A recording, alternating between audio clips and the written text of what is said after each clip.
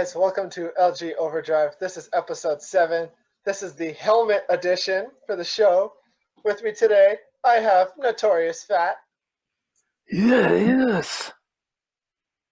Also with me, I have Ristolainen. What's up, everybody? And then live from the Shadow Realm and Who Sucks at Yu-Gi-Oh! We have Salty Sailor. The only thing worse than the pain I'm feeling right now is my record last week in LG. Was it that awful? It was. I'd rather relive that than wear this mask any longer. Fair enough. Well, we're going to kick it off right away. We're going to send it over to Ristolainen with teams that are hot. He has Binghamton this week. They went 7-1-1. Ristolainen, take it away. All right, send it over to me here. The pressure is on. So Binghamton currently has a decent lead over Utica for third place in the Eastern North Division. Hopefully Utica can hang on there. I don't expect the Marlies to catch up to them.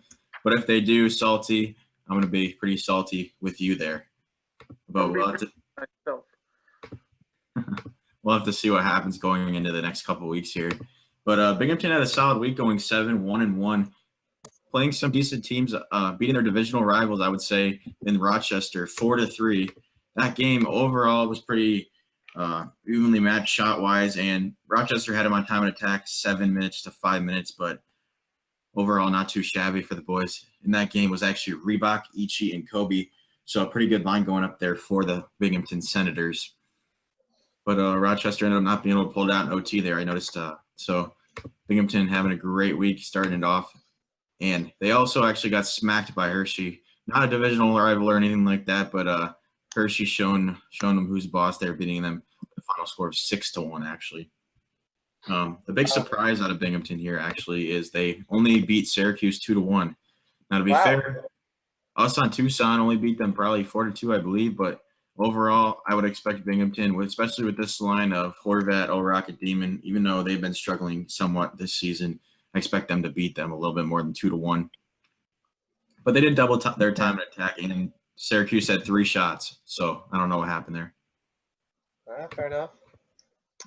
Yeah, I think Binghamton's been playing really well lately, and I think it's good that they're producing now. Quick question from Breezy, actually. I got one in my Tucson team chat. He wants to know, Buck, why do you have a full bubble on? Why do I have a full bubble on? Okay, well, for me personally, because I wear glasses when I play hockey, the cage squishes my face too much, and I have to have full face protection in my league, so I wear the shield.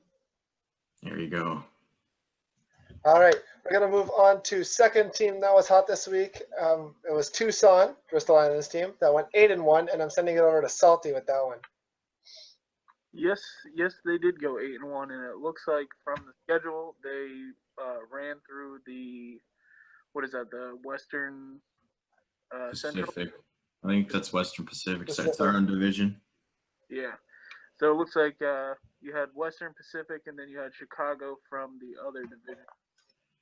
And you made pretty light work of your own division, with the exception of Iowa. Who's not in our division? That was a 4-3 loss. Take a look at that one. I can pull it up here. Yep. Looks like Iowa dominated time on attack. My computer is being very slow, so I apologize. Iowa's one of the top teams in the league right now too, so it's not a loss to Tucson, like they lost, but it's not a big loss to Tucson. Yeah, we definitely struggled that game with. There was a lot of connection issues that game, but I'm not going to make excuses. They won the game, and that's how it is, I guess. I mean, overall, statistically wise, it looks pretty even, other than the time on attack. So I'm not really sure what went wrong there. The only other game of note that I saw was a 2-1 victory over San Antonio.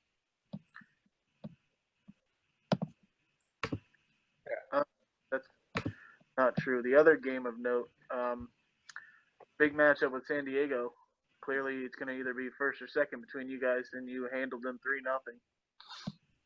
3-0. Interesting. Guys. I was actually a bit surprised by that myself. Not the score, maybe most necessarily, but the fact I kind of expected to play Cronwall or their other line, but we ended up playing Wilkes's line, and it wasn't what I expect. Well, I didn't expect to play that line, at least being how close we are. We were in the division going into that week. Yeah, it looks like you played yourself in that game, and Lorenzo and Breezy came up pretty huge. And Yeah. looks like San Diego threw out McNasty, and Smoskowitz had my encounter with that guy. He didn't show up, which is normal. Yeah, you guys handled them pretty well. 9 minutes to 4.5. Only held them to 5 shots too, so not going to win a virtual game with only 5 shots. That's for sure. No. Anything else for Tucson?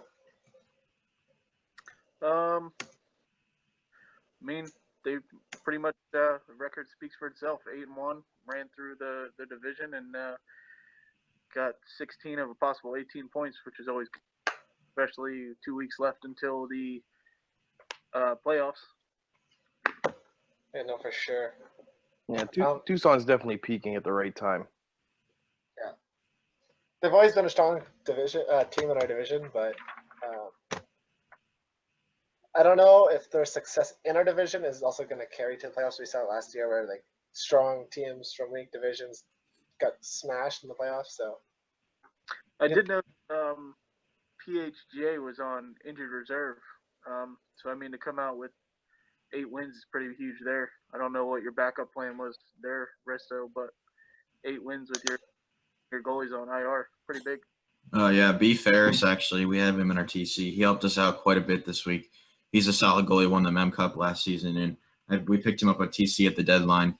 I kind of forgot about PHJ going on vacation, but luckily we had a nice goalie there to back us up. fair enough, right? It's always good to have that extra support back there. Yep, for sure.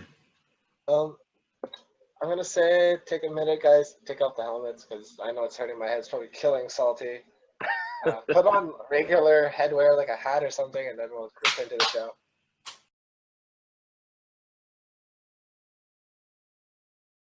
All right, and we're back. And now we're going to go over to Notorious, who's going to start with teams that were not hot this week. And he's actually going to talk about Salty's team, Utica, who went 2-6-1.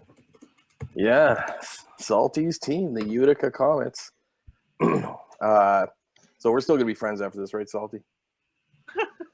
All right, cool. No, I'll be nice. I'll be nice. I seem to get all the negative stuff. It's like I'm known for it. Anyway, it's not important. The Utica sitting 4th in the Eastern North with 67 points currently. They've got a pretty good cushion still, even though they had a pretty bad week. I believe the next closest is 58 points, which is a 9-point lead. So the GM on that team is Lashy. So I don't know what was happening this week in Utica, but going 2-6-1 is not the best way to do things when you're playing in your division. Those are important points. You got to try and grab as many of those as you can. And that did not happen this week. They did manage to get a couple of wins, as we said. They did beat St. John's at 9-3. They also beat Syracuse, but everyone beats Syracuse, and that was 8-1. And it seems like after those 2 wins, Utica just had kind of blown their load, and they were just dehydrated. There was nothing left, and there was a real scoring drought after that. They just couldn't get it going. They lost to the Marlies 4-1, Wilkes-Barre Scranton 4-0. Albany took them 2-1. Rochester went 3-1 over them. Bridgeport beat them 4-3 in overtime. Come on now. I didn't even look at who was in the lineup for there, but if you were in that game and you're watching this, you played Bridgeport and you lost 4-3 in overtime, shame on you. Lehigh Valley picked them off at 4-2, and Binghamton, who was already talked about, also beat them 5-2. So some struggles there. A lot of divisional games. That's 7 out of your 9 games were divisional there, and those are important points because now the guys that you're chasing and guys that are chasing you are gaining ground and you aren't. So that's not good. So as I mentioned, other than the 2 games that they won, they never managed to score more than 3 goals and that is really makes it difficult to win games if you're only scoring 3. I think someone already touched on that. If you're not scoring, you're not winning. Unless you have fantastic goaltending and defense that is only allowing 1 or 2 goals a game, which just doesn't happen too much in LG because it's a scoring league. You're not going to win many. So that was what we saw this week. A couple of guys I did notice that usually carry the mail for Utica, usually are producing, kind of fell off this week. Put you out on blast there. Johnny97X and Gilbsy didn't have very good weeks. Those guys usually have decent weeks point-wise. I didn't see much of that this week. So I don't know where the problem was, but there was a power outage for sure. No, definitely. Salty, got anything to say about your team? To be fair, we've been struggling offensively all season, so this week hasn't been much of a difference. We're probably bottom 10 in goals for as a team. See, but I did do a little research there, Salty, and I did notice that your goal differential, I think you guys were 11th in the league in goal differential, which is pretty good, right? So you may not be scoring a lot, but you're not usually letting in a lot either. Right, which is like you have good goaltending. Yeah, and it's not that the goaltending was a problem this week. You guys didn't let in a lot of goals. 3, 4, 5 goals. That's not a big deal, but there was just no scoring. Right? Scoring 1 and 2 just isn't gonna do it. It's been that all year. I can remember just my 3 games from the first week of the season when I went 0-3. We lost 3-1, 3-1, and 4-2. Yeah, and like you said, you just don't win games scoring a goal. No, you don't. It's difficult to win. Touching on the whole divisional thing catching up and how we're talking about how Utica could be caught here, but likely not. Week 9 is going to be one of the most important weeks for a lot of teams, and it usually is, being that it's the last divisional week, it's the last week of the season, and so that's the grind time. Yeah. If you don't have a good week 9 and a pretty good week 8, it's going to be tough to either fight into that playoff spot, or if you're on the verge of off the playoffs, it's going to be close, and you're going to cut it a lot closer than you want to. You're gonna find out what kind of team you got week 9. If you're on the bubble week 9 and you guys don't pull it together, you weren't gonna do shit in the playoffs anyhow. You don't have the balls, you don't have the stones to do it, right? Week 9 is proving time. That's pre-playoffs. That's get your playoff game on. Get serious, get ready to go. And if you can't win week 9, you probably don't deserve to be in the playoffs anyhow. Yep. If you're a bubble team and you don't win week 9, you know what? You probably shouldn't have been there in the first place. Oh, definitely. The only bright spot I'm taking away from our first losing week of the season is that Toronto had an even worse week. This is very true. Now we're going to move on to our second team that was not very hot this week. I wasn't supposed to do this one. This was supposed to be faces in the show. I'm talking about my own team, Stockton. We went 1-6-2. Notice he's still smiling, though. He's still smiling. He ain't upset about this. No, I'm definitely not upset about this. Stockton, 16 goals for in 9 games, 37 goals against in 9 games. So minus 21 in goal differential this week. Their only win coming against the Barracuda with a 2-1 win. It was Stockton's top line versus the Barracuda's second line from after talking to Germaniac, which is kind of depressing, actually. San Antonio 4-1 win against. What's that? Because it's probably not a second line on any other team. No, I know. Bakersfield put Stockton out 6-2. San Diego won 6-3. Texas won 2-0 against the Stockton top line. Tucson beat Stockton 3-2 in overtime. Ontario beat 2-1 in overtime. Manitoba won 4-3.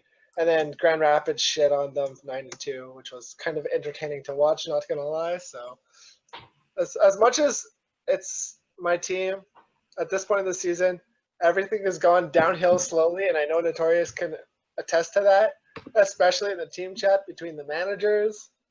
Yeah. It's been it's more of a boxing match than it is playing for the team. Pretty bristly, pretty thorny in the team chat there. So we have Coach Notorious on our team who tries to make everything better an hour afterwards. Prefer to think of myself as less of your coach and more of your father. comes Just remember, I will put you over my knee, boys. You're not too big. It's been a rough time lately in Stockton, but we're working on it. We have a tough week next week against the Eastern Atlantic, along with Chicago and Charlotte, who are both fighting for playoffs. The thing with the Pacific Division, though, is from third place to sixth place, there's 5 points difference. Stockton's currently fifth. They're 4 points back of a playoff spot. So there's lots of room with 19 games left, especially in week 10 week 9 where they play 10 games. So we have a lot of room to make, but there's so much that can happen with those 4 spots between third and sixth. So yeah, we planted those seeds. It's time to sow them now. It's time to bring it in and see what we have. So now's the time. If you're watching Stockton, bring your A game. Let's go. Let's get some W's. It's not time to throw suicide lines and let the top line get some wins. Now it's time to start line matching and get ready for playoffs. Yeah, it's time to win, period. Yeah. We got to do what we can to win, and as much as possible. I don't know about you, but I'm getting 6 wins this week. So if you're playing against me, just don't bother. I'm beating you this week. So He's already assured us all that. yeah, it doesn't matter. I'm getting 6 wins. I don't care what team you're on. If you're playing against me this week, just be assured you're going to lose. Pretty much. All right. I'm going to send it over to Salty. Salty's got a new segment this week. I'll let Salty talk about it, and then we'll go. That's all I have now. Yeah, so pretty much it's going to be something similar to Dudley, who unfortunately couldn't be on the show tonight, and his top 10 reasons. Mine's just going to be generic top 5 shout-outs every week, whether somebody requests to be shouted out or I just find something to shout out about you. Being that I'm unveiling it tonight, I'm going to do a bonus one tonight and give 6 instead of 5. So with that, it's either going to be a nice shout out or it's going to be a salty shout out. You're just going to have to watch and find out. So with that, my first shout out is going to go to Pasternak on Syracuse. I'd like to shout him out for having as many gamertag changes in PlayStation and Xbox as wins he does personally this season.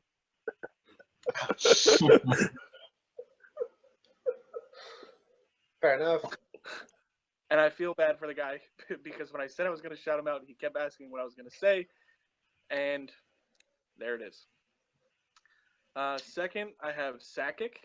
I'd like to shout him out for trading his whole AHL team away and still trying to defend it. 3, I have Nightingale. I'd like to shout him out for quitting Utica management last season and showing me how not to do it. Oh. Ouch. Bro, I was there. Never forget, Sport Freak is elite.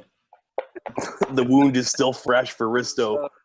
It is, dude. I wasn't there when he quit. Actually, I was put there a week before the deadline, and I helped. I ended up being AGM that season, so I guess it was some good experience. At some point, I made my way to Vancouver in the NHL and moved up to NHL AGM, and I had to hear about the horrors. So, yeah. All right. 4th shout out. Moving on. 4th, I have Huddy. I'd like to shout him out for Jesus Christ. It's Jason Bourne, and only him and I will get that one. 5th, I have FTB Grizz. I'd like to shout him out for publicly wanting to be on Cleveland all season, steadily still a 13-6-1 on Charlotte. And still on Charlotte. Yeah. And still on Charlotte. And my bonus shout goes to, at the special request of Stoner, to the season 24 London Knights, who went on to win the Memorial Cup, but not without me being banned first and saving them an overpaid amount of $5 million. This was the move that saved their season and allowed them to win the cup. Nice. You're a good man, Stalty. The man who jumped on the grenade. Go without me. that concludes my Salties shout-outs section. If you'd like to be shouted out, let me know. Otherwise, I'm just going to pick and choose, and it's certainly going to be Salty. All right. Thank you for that, Santi. We're now going to move back over to me. With the All-Star game coming up this Friday, just a reminder, the games are at 9 o'clock, 9:45, and 10:30 is the finals. So the first game is going to be the Eastern North versus the Western Pacific. And then the second one is going to be the Eastern Atlantic versus the Western Central, with the two winners facing off against each other in the finals at 10:30.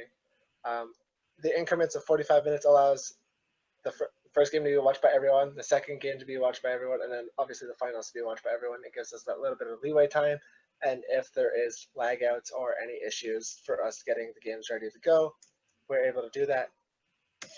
So how it worked was, between Monday and Friday, all the AHL managers were sent a PM by me, and they had to nominate a list of 6 players, 1 left wing, 1 center, 1 right wing, 1 lefty, 1 righty, and 1 goalie. So Friday at 5 p.m., we got our last team, San Jose. Thanks, Jerem. You were like 25 hours later than any other team. As of Friday at 5 p.m., the media team had a Google sheet with every single player's name that was nominated and their team and their position. Then we all were shared in that Google sheet for each division, and we all had to vote on a specific left wing, specific center, specific right wing, lefty, righty, goalie, choosing one person from from each position, but it had to be 6 different teams, so it had to be like it would be in the All-Star game. And now we haven't released them yet. I'm going to release them on Monday, but we have 4 divisional teams completely picked. It was completely unbiased, except for maybe Dudley picking his own teams, but I don't know about that. Yes. But the All-Star game is going to happen on Friday. I'm going to see if Brody or Titus or Tris can put something up on like Friday Night Puck, how they have that little thing on like to show the scores. I'm going to try and get them to do that on the forums. But the teams are going to be announced on Monday, and to the players that weren't actually picked, or their team isn't represented in the initial 6 players that are representing their division, the substitute, regardless of position, are going to come from the 1 or 2 teams that were nominated but didn't get picked. So, for example, I'll say this, just like Pacific has 8 teams, 6 teams were picked. One of them, for example, wasn't San Jose. So if one of the 6 guys can't show up, whatever position that guy was, we'll go look to San Jose for the ECU because they need to be represented as well. So makes sense. We're looking forward to getting every team involved, and even if you win, like, it's okay to switch things up. There are other guys. I will be releasing the list of all the nominations. I'll have screenshots of just the nominations out of the votes so that everyone knows who got nominated, because everyone deserves to be recognized for being nominated by their GMs or AGMs, because they did deserve to be there for most part. And I think that they deserve, just even if they didn't make it, just to know that they did it. Get that recognition. Yeah, they deserve that recognition that they got. Anyways, we're going to move on to another topic. Moving on to season 28 next, with the introduction of NHL 18. We're seeing in the NHL that there's going to be Las Vegas introduced, which introduces a 31st team into the league. And I noticed that they had a new schedule laid out where there's going to be 10 game times between Sunday and Wednesday. So there will be no longer any Thursday games in the NHL or the AHL starting next season, as of right this second. What it's going to look like they're voting on it, but there's going to be 2 games on Sunday, 3 games on Monday, 3 games on Tuesday, and 2 games on Wednesday. But each team only plays 9 games, except for the 1 week where they'll play the 10 games, so that way it balances out. So right now how it sits is that every team plays 10 games in week 9. because of the way adding a 31st team works, is that they had to switch it all up. So now one team might play 10 games in week 1, and one team might play 10 games in week 8. So it balances out across the league. Everyone still plays their 82 games. But what that means for the AHL is that they had to introduce a new AHL team. But in the real life, starting next season with Las Vegas, is that St. Louis and Las Vegas are splitting the Chicago Wolves as their affiliate team. But being an online simulation league, we can't obviously do that. So they're adding the Utah Grizzlies from the ECHL for next season. I wanted to hear what your guys' thoughts were about that, having a 31st team and different scheduling, so that it makes the league differently next season. I think it's exciting to have this new team coming into the league. Like, one, it gives more opportunities to people, and two, it's just cool to add it and keep mocking, I guess, I don't know, maybe not mocking, shadowing, I don't know, the real simulated league. For the most part, there's some salty people out there that don't like this new schedule, how there's going to be, I don't know, they haven't confirmed the exact times yet of the 3 games, right? They've just been talking about different options.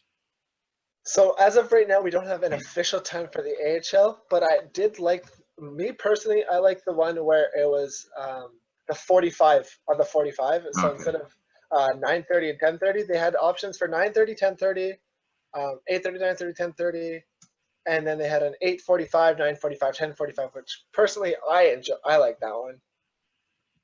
But Yeah, there's obviously 3 different.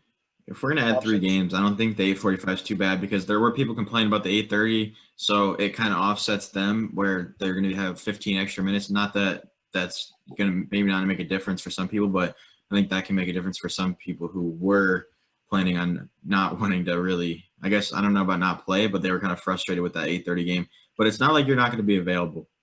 Like, if you're not available, you don't play it. So yeah, this is the exact options. So the first option was Sunday 9:30, 10:30, Monday 8:30, 9:30, 10:30, Tuesday 9:30, 10:30, 11:30, and Wednesday 9:30, 10:30. So that one's all over the place. You play 9:30, 10:30, 8, 9:30, 10:30, and 11:30. There's 4 different time slots for that one. That was option 1, and there's not a lot of votes for that one. Option 2 was Sunday 9:30 to 10:30, Monday 9:30, 10:30, 11:30, Tuesday 9:30, 10:30, 11:30, and then Wednesday 9:30, 10:30. That's second in votes right now, as of the AHL forums.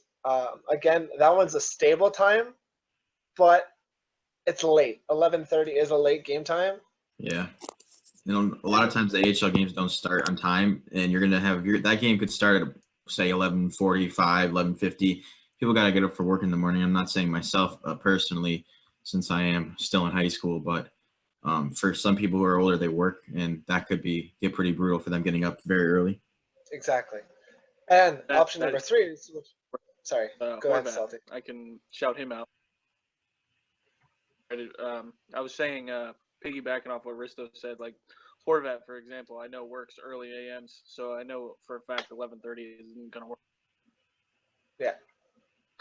And the third option, which seems to be like the middle option, and I think a lot of people like it because it's number 1 in votes right now, is that it's Sunday, 9:45, 10:45, so it pushes the games back 15 minutes.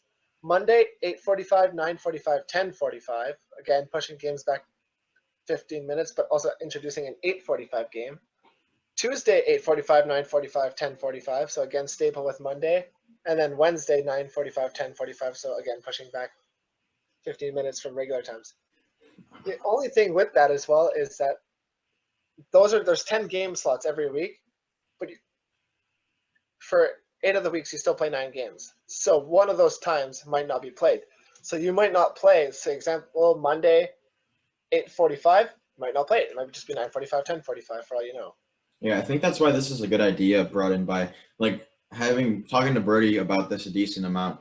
I think that's the only reason they can implement it. If you had to play 10 games a week, it's not the end of the world, but some people would not like that. Obviously, that's by July. Well, for the summer season, I guess we'll use an example. By now, a lot of people aren't loving the game right now, and we're kind of just playing it, getting off, and being done. But when it's a fresh game, I think this is the perfect time to implement it, just because everyone hopefully is going to play the game more than they are right now for this older game, and at the same time, also, you're not playing the 8:45 like Buck explained. Like, every single week, you're going to have different times like that.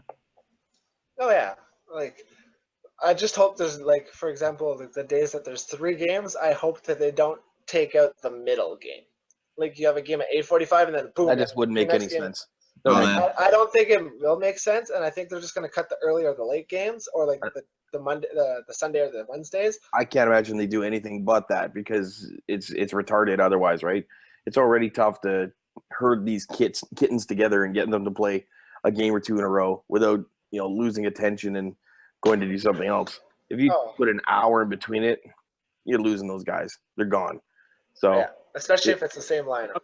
yeah, you can't do that. Bristow could attest. Well, it'll be much difficult to try and get your together between 9:30 and 10:30. Then a 9:30 game ends at 10, and there's only a half an hour in between those game slots to get your guys together. I would find it much more difficult to try and get your guys together between 9:15 and 10:45. Oh, 100%. And like Too much time. I honestly think that like the way like again as Salty just said, games 9:30, 10:30, your game ends at like 10, 10:05, 10 maybe 10:10. A lot of those guys leave for the little bit of a break, go get food, go have a smoke, go use the washroom, do whatever. Even Banana League sometimes. Even Banana League, and then they quit out or they play it and they ask for time in LG, which I still don't think is the right thing. But we can't stop it. The only issue so far that I've had with any of this is that, especially with the 8:45, 9:45, 10:45, is that people have been bitching about how this will affect NHL ECUs. But the rules clearly state that the NHL has to ask for AHL management approval for a specific scheduled player to ECU in the NHL. So it's not up to the players wanting to play for the NHL. If they're scheduled for AHL, they're not allowed to play for the NHL unless that's their first priority. First priority is where you're scheduled. Yeah. NHL is supplementary. If you have the time to do it and you want to do it, great, do it. But don't inconvenience 11 other people because you feel like playing another game. It's retarded. And that's the issue that we're having right now. And this is the issue that managers this season need to start enforcing. If they let their player go to the NHL, don't ask for time. Find a damn ECU and play the ECU because we're not going to wait 15 minutes for that player. Yeah. And I'm sure they're going to start that next season.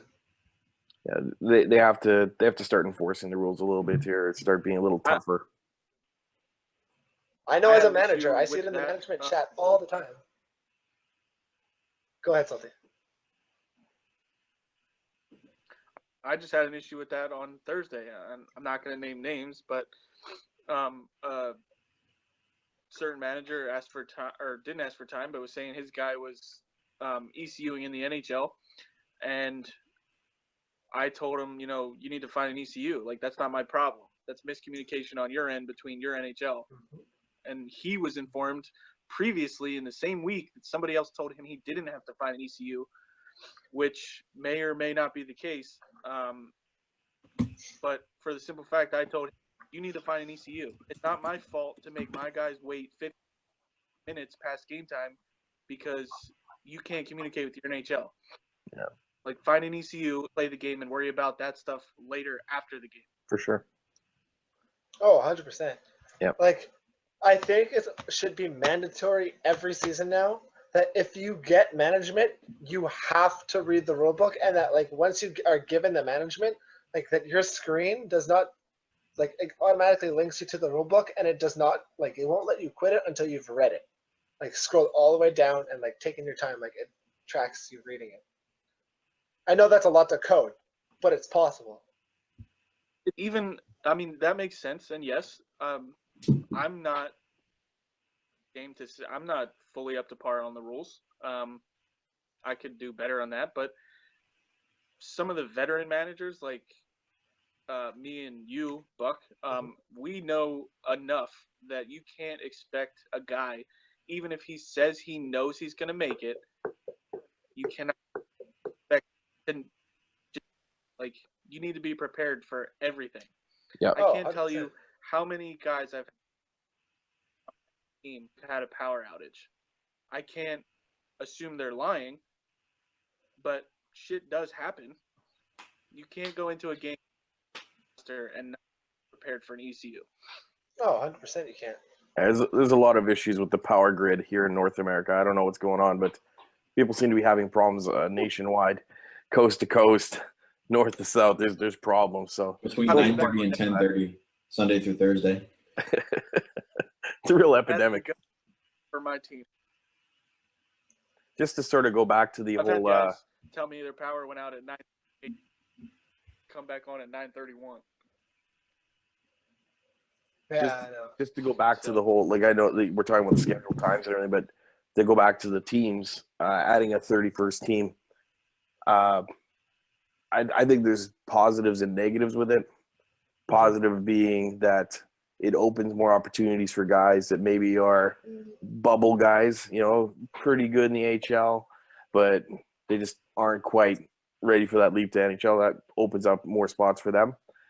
I think it also maybe, hopefully, will stop so many of the really top tier guys dipping all the way down into the CHL and AHL and just have, run up good seasons and play with guys they like.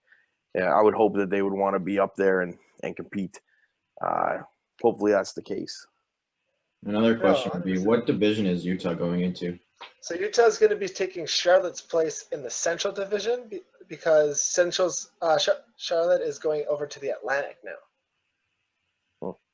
So there's going to be 3 divisions with 8 teams, and then the North Division has 7 teams, but they have 2 new teams. So they're going to have they're getting rid of St. John's. So Montreal's farm team is now going to be the Laval Rocket. Albany Devils are going away, and they're being changed for the Albany Senator. Isn't it Belleville Senators and Belleville Binghamton? Senators, and then Albany. There's a Binghamton something. I know that. Binghamton Devils. Sorry, yeah. Albany's going away. Binghamton Devils. Binghamton Senators going to Belleville, and Belleville Senators. That's it. I was like, I know there's something with Albany. Yeah, Albany's going away. So yeah, there's 3 new teams in the Atlantic. Charlotte's moving. No, sorry, 3 new teams in the North. Charlotte's moving to the Atlantic, and then Utah is going into the Central, I believe, because Pacific already has 8 teams. So I think that's how that's working. Yeah, I'm trying to find Trish's post here about it, but I don't find it. Oh well. Now, with the introduction of a 31st team in the AHL and in the NHL, do you guys think it would be a good idea for the league to have a roster wipe? So that way all teams have a clean slate, and that way, for example, Las Vegas has an equal chance of to re-sign players that have 2-3 season contracts on the top teams in the NHL. Utah's got an even chance to build up to the AHL standard. Do you guys think it's a good idea for there to be a roster wipe? Nothing's official about it yet, but it has been. I think you almost have to, or else it's going to be really difficult. Everyone's going to want that Vegas team, right? Everyone's going to want the new team, but it's going to be difficult to field a good team if you're starting from scratch with nothing, right? I mean, they'll probably still do better than Bridgeport and the Islanders, but yeah. Yeah, but everyone else in the league is coloring with markers, and they're still using crayons over there. So, and most of those are going up their nose. So, it's bad. It's a bad scene over there in Bridgeport. But I think a roster reset is probably a good idea, just because, for me personally, it doesn't affect me. I'm sure a lot of guys that like their teams are going to be real pissed off with that. They'd be like, fuck no. You're not taking my team away. But if you think about it in the long run for the viability of the league, it probably makes more sense because the stronger all the teams are, the stronger the league is, right? And you need that strength. LG is the leader, so you need to remain the leader, and I think that probably helps is having even-keeled teams. And I think a roster wipe personally would be good at this point because if you look at the way the league is going, is that in the NHL there's 3 stacked teams. There's Winnipeg, San Jose, and normally there's Pittsburgh that are always really, really high up there. And then you look at the AHL, there's 2-3 stacked teams, and then there's 3, 4, 5 shits. This season, you look at San Jose in the NHL, number 1 team. You look at San Jose in the AHL, dead last. Dead last. Like, there's a huge difference there. Yeah. Again, Winnipeg, top team in the NHL. Manitoba, 6th in their division. Like, there's got to be some more competition, and I think wiping the rosters and having a clean slate across the board would help the league grow. But I think that would also hurt some of those old-fashioned owners that like having that security with their players. And you may turn some of them, right? You may piss them off enough that they're like, you know what, fuck this. I'm just gonna go play my banana league. I'm not gonna fuck with this LG because they're taking away my team. You may have that happen, but you know what? You can't stop progress because of a few guys, right? The league needs to evolve. It needs to change. It needs to grow. And in order for it to do that, you got to weed it, right? So it's time to plug out some of those weeds. I have to play devil's advocate there and disagree with you. I think there's too many NHL. I'm not saying you're wrong. No. So I don't have to come across the wrong way, but I believe that there's too many NHLers that live for it that are just gonna. I mean, they'll be upset, but I doubt that they're just gonna completely off LG and not. Well, I'm just saying they could. You could have some of those guys that are just like, this is fucked. You took away my team. You know, I worked hard for that team. I earned it.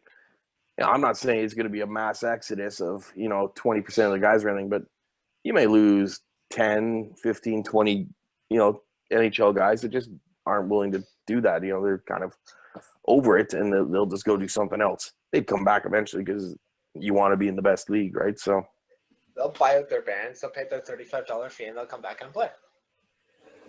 Question and to is, piggyback off your earlier, the 31st team, like you said, a 31st team will open up more opportunity for don't get to play by doing a roster reset, and if it weeds out those guys, like you're saying that it may, that's fine, and then it opens up 15 to 20 more spots for somebody else to get a chance. I've said it before, and I'll say it again. Because I can tell you. Go ahead, Salty. Go ahead. Sorry. I can tell you personally, and I'm sure Buck can attest to it again. It's too different as a player in LG and as a manager in LG. It's two completely different games. 100% it is. I know it is. Subclass season. And I've said it before, and I'll say it again. If you're playing this and you're not trying to be one of the top players in the top league, in the top division, then why are you doing it? Like, everybody who plays in this goal should be trying to play in the NHL and win that Stanley Cup. And if you're not doing that, I don't know why you're doing it. I mean, I stay AHL for the media, but I'm not good enough to go up there yet. Never. Like I'm not there either, but you strive for it, right? You never stop trying. 100%. But I honestly think introducing the 31st team is good for the league. I think they got to be very, very careful with what they do with that 31st team and how they work around it at the beginning of season 28. And if not, I feel like there could be a lot of backlash from the league, or there might be a lot of happy people, and they'll get a lot of good reviews from it. So I think it's going to be neutral, to be honest. Like, there's going to be some happy, there's going to be some neutral. I don't think anyone's going to truly hate it as much. It's not like they're adding the ECHL where it's a whole new league. That was just a fucking cluster fucking half for everybody. But it's just one team. Like, it's not the end of the world. Well, two new teams, I guess, if you're looking at it from the NHL and AHL standpoint. But it's not the end of the world. Like, you're going to get through it. Oh, 100%. Anyways, I wish Faces was here or Fourth Line because I know they like to talk about the big subjects like this. So maybe if they're here next week, we could touch on it again a little bit. But for today, I think we're good. We've discussed quite a bit about that, and we've left it open for others to listen and discuss it amongst it in the community. I'm sure we'll see it some more as we get closer to season 28, and we'll be able to discuss it a little more come season 28. If you got anything to say about it, comment below. Yeah, there you go. Comment below, post it in the forums. Let us know what you think about season 28, adding Utah and Las Vegas, what that means. Do you think there should be a roster white? Let us know. We're always here. Everyone's welcome to write whatever they want, and we'll tell you why you're wrong. Especially Notorious. Just Critiques of remember, if you Notorious play and put your Notorious, comments. plan to lose. And then don't forget to talk to Salty if you want a shout out. 5 shout outs every week. This week was a special 6 because it's his first week doing a segment. I'm going to try and get on early Friday, try and set something up for broadcasting All-Star games and commentary. If not, good luck to everyone that's involved in the All-Star games. Any last words from you, Notorious? No, I got nothing. Another fun show. It was a fun show. Risto, any last words, buddy? I guess just good luck to everyone these last few weeks. It's going to be a grind for a lot of teams. All right. Salty. I just have 2 additional shout outs from my own team. M. Wiener wanted to be shouted out. And Is to he a let wiener? everybody know that he's. All right. Anyone else? That's All right. And then I have a shout out to my buddy, Aware Puppet on Stockton. Keep being you, buddy. Keep talking. You're the only one on our team that seems to talk even though we're losing games. So shout out to you. The Aware Poupée.